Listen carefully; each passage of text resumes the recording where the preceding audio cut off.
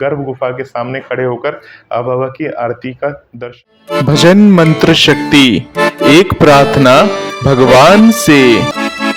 आप सभी शम भक्तों को जय श्री श्याम। शम भक्तों कैसे हैं आप सभी? उम्मीद करते हैं अच्छे ही होंगे। शम भक्तों, हम जैसे किसी भी दरबार में जाते हैं, चाहे माता वैष्णो के दरबार में जाएं या किसी भी देवी देवता के दरबार में जाते हैं, तो हमारा सबसे पहला ध्यान ये होता है कि काश उनकी आरती हमें भी मिल जाती, काश उनकी आरती में हम भी बैठ सकते। तो वहाँ जब माता की आरती होती है तो आपने देखा होगा, आरती के समय में काफ़ी सारे लोग दरबार में बैठते हैं और वहाँ पर भजन संध्या वगैरह होती है और उसके बाद माता रानी की आरती वगैरह होती है। तो जब आरती की जाती है तो आपने देखा होगा, आरती करते समय सभी के सिर के ऊपर कपड़ा बंधा हुआ होता है, चाहे वो स्त्री हो चाहे वो पुरुष हो। ऐसा माना जाता है शम भक्तों, आरती करते वक्त सिर के ऊपर कपड़ा अवश्य से बांधना चाहिए। इससे क्या होता है, जो सकारात्मक ऊर्जा होती है वो हमेशा बनी रहती है। इसलिए मंदिर वगैरह में जहाँ पर भी आरती हो रही हो और वहाँ हमें दर्शन करने का मौका मिल जाए तो अपने सिर के ऊपर कपड़ा अवश्य रखना चाहिए। अगर आपके पास रुमाल हो तो रुमाल से बांध सकते हैं। तो शम भक्तों, आज की वीडियो में मैं आपको बताने वाला हूं कि बाबा श्याम के दरबार में अगर आप जाते हैं तो वहां आरती किस समय की जाती है, और जब बाबा श्याम के दरबार में आप जाएंगे तो वहां जो आरती का समय रहेगा, चाहे वो गर्मी का हो चाहे सर्दी का हो, किस समय में आपको जाना चाहिए, आज इस वीडियो के माध्यम से आपको बताने वाला हूँ। तो शम भक्तों, सबसे पहले जान लेते हैं आरती का महत्व, यानी आरती को आरत्रिक और निरंजन के नाम से भी जाना जाता है। शम भक्तों, घर और मंदिर में आरती करने की विधि जो होती है अलग अलग होती है। मंदिरों में आपने देखा होगा शंख ध्वनि और घंटी घड़ियाल के साथ आरती वगैरह संपन्न होती है, और हम घर में जब आरती करते हैं तो आरती करते समय सिर्फ हम छोटी सी घंटी होती है हमारे पास, उसको हम बजा के आरती करते हैं। शम भक्तों, आरती क्यों की जाती है? तो आरती इसलिए की जाती है शम भक्तों, अगर हम भगवान की जब पूजा पाठ कर लेते हैं और पूजा पाठ के दौरान अगर हमसे कोई भूल या त्रुटि हो जाती है तो हम जब भगवान की जब संपूर्ण आरती करते हैं तो ऐसा माना जाता है कि आरती के वक्त ये सारी त्रुटियां दूर हो जाती हैं। और शास्त्रों के अनुसार और भी कई कारण हो सकते हैं, परंतु मुख्य कारण ये है कि भगवान की उपासना के पश्चात जब हम भगवान की आरती करते हैं, भगवान हमसे अत्यधिक प्रसन्न हो जाते हैं। तो शम भक्तों, बात करते हैं आरती कितने प्रकार की होती है। तो शम भक्तों, आरती जो मुख्य तो होती है 7 प्रकार की आरती होती है। 7 प्रकार की आरती में सबसे पहले आती है मंगला आरती, उसके बाद आता है पूजा आरती, उसके बाद आता है श्रृंगार आरती, उसके बाद आता है भोग आरती, उसके बाद आती है धूप आरती, फिर आती है संध्या आरती और आखिरी में आती है शयन आरती। तो शम भक्तों, इन आरतियों में समय से अधिक पहर का ध्यान रखा जाता है कि किस पहर में ये आरती आ रही है। धूप आरती या पूजा आरती ये सामान्यतः कम ही की जाती है। आप सभी को बता दें, बाबा श्याम के मंदिर में 5 समय की आरती होती है। शम भक्तों, आरती जो मुखत की जाती है वो 5 या 7 मुख वाले दीपकों के साथ करना सबसे ज्यादा शुभ और सर्वोत्तम माना जाता है। इसके अलावा शम भक्तों, जो दीपक से हम लोग आरती करते हैं उसमें 1, 3, 5 या 7 ये विषम संख्या है। इन विषम संख्या के दीपों के द्वारा भी हम आरती कर सकते हैं। जिस प्रकार से शम भक्तों, हम घर वगैरह में जब आरती करते हैं तो हम एक दीपक में घी डाल के उस दीपक से भी आरती हम कर लिया करते हैं। और बहुत सारे जैसे दीपक होते हैं, जैसे आपने बहुत सारे दिए जला दिए तो उस दियों के साथ आरती करनी है तो दिए आपने जला दिए तो उन दियों को जैसे कि 3, 5, 7 की संख्या में रखकर, विषम संख्या में रखकर आप उन दीपों के साथ भगवान की आरती कर सकते हैं। शम भक्तों, मंदिरों में प्राय 5 बत्तियों वाले दीपक के द्वारा ही आरती की जाती है, जिसे पंच प्रदीप भी कहा जाता है। अलग अलग संख्या के दीपों से आरती करने का अलग अलग महत्व शास्त्रों में बताया गया है। शम भक्तों, जब आप आरती संपूर्ण कर लेते हैं तो आरती संपूर्ण करने के बाद आपको एक मंत्र जरूर बोलना चाहिए। कौन सा मंत्र है वो? कपूर गौरम करुणावतारम संसार सार भुजगेंद्रहारम सदा वसंत हृदय हारविंदे भवानी सहितम नमामि। इस तरह से जब आपकी आरती संपूर्ण हो जाती है तो इस मंत्र को जरूर बोलना चाहिए। शम भक्तों, आरती पूरी हो जाने के बाद उस आरती के दीपक को कभी भी जमीन पर सीधे तौर पे नहीं रखना चाहिए। उसके लिए आपके पास कोई थाल होनी चाहिए या कोई प्लेट होनी चाहिए, उसके अंदर उस आरती को रखना चाहिए। शम भक्तों, आरती को कभी भी अखंड दिए से नहीं करना चाहिए, ये विशेष बात का ध्यान आप सभी को रखना चाहिए। आरती को हमेशा खड़े होकर ही करना चाहिए, बैठकर आरती कभी नहीं की जाती। तो शम भक्तों, अब आप बोलेंगे कि बहुत सारी जगह मंदिरों में लोग बैठे रहते हैं और मंदिर में आरती चल रही होती है। तो शम भक्तों, जो आरती करने वाला है यानी जो आरती कर रहा है उसे हमेशा खड़े होकर ही आरती करनी चाहिए। शम भक्तों, आरती करते समय उसके बीच में ऊपर से हाथ नहीं घुमाना चाहिए। जब आपकी आरती पूरी हो जाए उसके बाद आरती को जल के छींटे देने के बाद भगवान को पहले समर्पित करना चाहिए, भगवान को दिखाना चाहिए आरती, और उसके बाद ही आप सभी को आरती लेनी चाहिए। शम भक्तों, आरती करते समय न ही चीखना चाहिए, न ही बोलना चाहिए, न ही अपने ध्यान को इधर उधर लेकर जाना चाहिए। यानी जब आप आरती में बैठते हैं या आरती में खड़े होते हैं तो सिर्फ प्रभु की तरफ ध्यान रखना चाहिए और उनकी तरफ ध्यान मग्न होकर उनसे प्रार्थना करनी चाहिए। शम भक्तों, कभी कभी क्या होता है, जब हम आरती करते हैं या घी का जो बाती होता है कभी कभी टेढ़ी हो जाती है, और जब हम आरती करते रहते हैं तो बीच में वो आरती बंद हो जाती है, बुझ जाती है। तो आप इस चीज़ का विशेष ध्यान रखें कि प्रभु के लिए जो आपने दीपक तैयार किया है, आरती के लिए जो दीपक तैयार किया है, वो दीपक सही तरीके से बनी है या नहीं बनी है, क्योंकि बीच में आरती करते करते बुझ जाना ये शुभ नहीं माना जाता है। इस विशेष बात का ध्यान आप रखेंगे। शम भक्तों, आपने देखा होगा जब भगवान की हम पूजा कर लेते हैं तो पूजा करने के बाद आरती करते हैं। जहाँ कहीं भजन संध्या वगैरह होती है तो भजन संध्या के बाद बाबा की आरती की जाती है, भगवान की आरती की जाती है। यानी भजन संध्या में भजनों को गाकर भगवान की पूजा इत्यादि करने के बाद ही हमें आरती को करना चाहिए। ऐसा नहीं है कि पहले आके हम आरती कर लें उसके बाद हम भजन गा रहे हैं, ऐसा नहीं होता।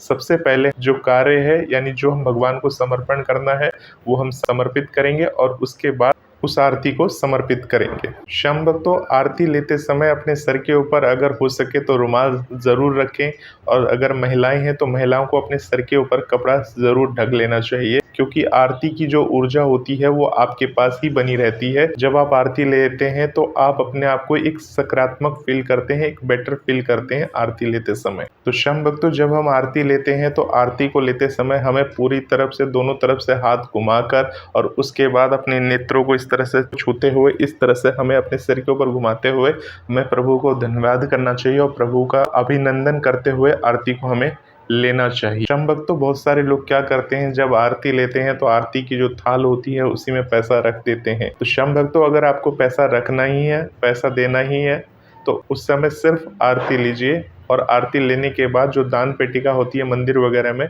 वहाँ पर उन पैसों को आप चढ़ा सकते हैं, भेंट कर सकते हैं। आरती लेते समय सिर्फ आपका ध्यान आरती के ऊपर होना चाहिए। ऐसा नहीं है कि आप वहाँ 10 रुपए निकाल के रख दे रहे हैं, 5 रुपए निकाल के रख दे रहे हैं। हालांकि मंदिरों में दान पेटिका बनी होती है, वहाँ जाकर आप अपनी भेंट दे सकते हैं। शम भक्तों, बहुत सारे लोग क्या करते हैं, जब भगवान की आरती वगैरह ले लेते हैं तो जाके तुरंत नल में हाथ धो लेते हैं, जो कि सरासर गलत है। अगर आप भगवान की जब आरती ले लेते हैं या दीपक के ऊपर से आपने आरती ली है, चाहे आप घर में कर रहे हैं चाहे मंदिर की आरती ले रहे हैं, उस समय में आपको क्या करना चाहिए, 5 मिनट तक कम से कम आपको अपना हाथ नहीं धोना चाहिए, क्योंकि ऐसा माना जाता है जो आपने आरती की ऊर्जा ली है वो आपके हाथों में रहती है, और जब अपने मस्तक पे, अपने पूरे शरीर पे लगाते हैं तो वो ऊर्जा आपके पास बनी रहती है।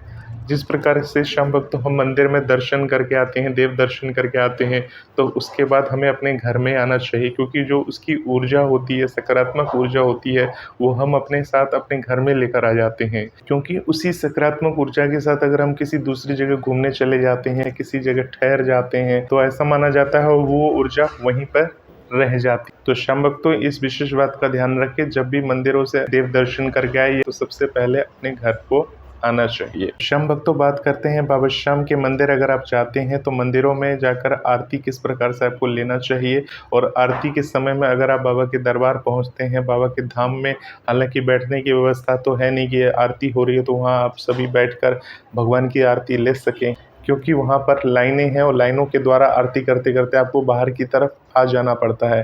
तो शम भक्तों, गर्मी और सर्दी का दोनों अलग अलग टाइम बनाया गया है आरती का। अगर आप चाहते हैं कि बाबा श्याम की आरती में सम्मिलित होना चाहते हैं या आरती बाबा की लेना चाहते हैं या देखना चाहते हैं दूर से, बाबा श्याम की आरती लेने के लिए बहुत सारे लोग उत्सुक रहते हैं, बाबा श्याम के दर्शन के साथ उस आरती का झलक ले लेना चाहते हैं। तो शम भक्तों, अब मैं आपको समय बताने जा रहा हूँ, यानी अगर आप गर्मियों के समय में बाबा के दरबार जा रहे हैं तो किस समय बाबा श्याम की कौन सी आरती होती जाती है और दरबार पहुंच गए तो उससे पहले आप आधा घंटा या 15 मिनट पहले वहां पहुंच जाएंगे, जिससे आप लाइन में प्रवेश ले सके। दर्शन करते करते जब आरती का समय हो तो आपकी एंट्री बाबा के दरबार तक हो जाए, यानी गर्भ गुफा के सामने खड़े होकर आप बाबा की आरती का दर्शन कर सके, उनका झलक ले सके। हालांकि शाम भक्तों वहाँ किसी को खड़ा नहीं होने दिया जाता। आरती जब बाबा की शुरू हो जाती है तो थोड़ी देर के लिए यानी 1-2 मिनट के लिए आपको खड़ा रखेंगे और उसके बाद लाइनों को आगे बढ़ा दिया जाता है। तो शाम भक्तों, गर्मियों के समय में बाबा श्याम की जो मंगला आरती होती है वो सुबह 4:30 बजे होती है। जब भगवान शय्यन से जब भगवान को जगाया जाता है, जब भगवान जब उठते हैं सुबह सुबह, तो भगवान सुबह उठने के बाद भगवान की ये आरती की जाती है। शाम भक्तों, दूसरी जो आरती होती है वो बाबा की श्रृंगार आरती होती है, यानी जब बाबा श्याम उठ जाते हैं तो उसके बाद बाबा श्याम का श्रृंगार किया जाता है और श्रृंगार सुंदर सुंदर फूलों से किया जाता है। तो श्रृंगार जो आरती होती है गर्मियों के समय में बाबा श्याम की, वो सुबह 7 बजे होती है, यानी कि आगे पीछे समय थोड़ा हो सकता है, परंतु मंदिर कमेटी के अनुसार जो समय बताया गया है वो सुबह 7 बजे का है गर्मियों का। शाम भक्तों, आप चाहते हैं बाबा श्याम की भोग आरती में, यानी जब बाबा श्याम को भोग वगैरह लगाया जाता है तो इस समय में बाबा श्याम की भोग आरती होती है। तो शाम भक्तों, बाबा श्याम की जो भोग आरती होती है वो दोपहर को 12:30 बजे ये आरती होती है। शाम भक्तों, श्याम बाबा की संध्या आरती जो होती है वो संध्या के समय यानी शाम के समय 7:30 बजे होती है। ये जो मैं सब समय बता रहा हूँ ये सब गर्मियों का समय है। इस प्रकार से शाम भक्तों, रात्रि के समय यानी जब बाबा का शयन होता है, जब बाबा सोने के लिए जाते हैं तो उस समय 10 बजे बाबा श्याम की यानी रात्रि 10 बजे बाबा श्याम की शयन आरती की जाती है, यानी उस समय बाबा श्याम विश्राम करने के लिए जाते हैं। तो उस समय आप बाबा श्याम के दरबार अगर मान लीजिए 9:30 बजे तक दरबार आ जाते हैं तो बाबा श्याम की शयन आरती में आप सम्मिलित हो सकते हैं। तो शाम भक्तों, ये तो थी गर्मियों का समय। चलिए अब बात करते हैं सर्दियों का समय कि बाबा श्याम की आरती सर्दियों के समय में किस समय की जाती है। तो शाम भक्तों, बाबा श्याम की सर्दियों में जो समय है मंगला आरती की वो सुबह 5:30 बजे की है। बाबा श्याम का जो श्रृंगार आरती होती है वो सुबह 8 बजे के करीब होती है। शाम भक्तों, बाबा श्याम का जो भोग आरती होती है, यानी कि अगर आप सर्दियों में जाते हैं या गर्मियों में जाते हैं तो दोनों समय सेम ही है, यानी दोपहर के 12:30 बजे बाबा श्याम की भोग आरती होती है। शाम भक्तों, सर्दियों के समय में बाबा श्याम की संध्या आरती शाम को 6:30 बजे होती है। शाम भक्तों, सर्दियों के समय में बाबा श्याम का शयन आरती जो होती है वो रात्रि के समय 9 बजे की जाती है। तो इस प्रकार से शाम भक्तों, अगर आप बाबा के दरबार जाना चाहते हैं, खाटू धाम जाकर बाबा का आशीर्वाद लेना चाहते हैं और उनकी आरती में सम्मिलित होना चाहते हैं तो इन समय को ध्यान रखकर आप बाबा के दरबार में जा सकते हैं। परंतु एक चीज का विशेष ध्यान रखिएगा, ये जो मैंने आपको गर्मी और सर्दियों का समय बताया है ये समय मंदिर कमेटी के अनुसार बनाया गया है।